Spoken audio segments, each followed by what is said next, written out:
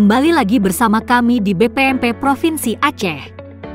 Kali ini, BPMP Provinsi Aceh menyelenggarakan bimbingan teknis pemulihan dan transformasi pembelajar melalui penguatan literasi tahun 2023. Yuk kita lihat aktivitas di gelombang 3 angkatan 12. Bintek Pemulihan dan Transformasi Pembelajaran melalui penguatan literasi bertujuan agar dapat menjadi penggerak perubahan di satuan pendidikan. Semangat kurikulum merdeka yang memberikan ruang lebih leluasa bagi satuan pendidikan, pendidik diharapkan dapat menata ulang pemahamannya tentang literasi. Selain daripada itu, dapat menciptakan lingkungan belajar serta merancang pembelajaran serta asesmen yang meningkatkan kecakapan literasi peserta didik.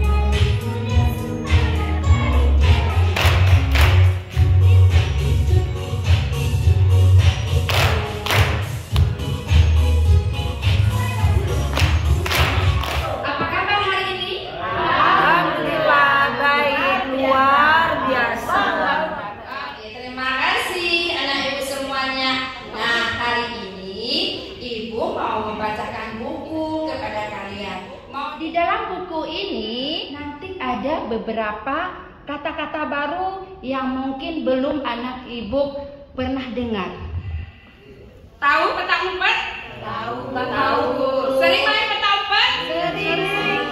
Kalau beruang berteriak, loh, kok beruang di sini?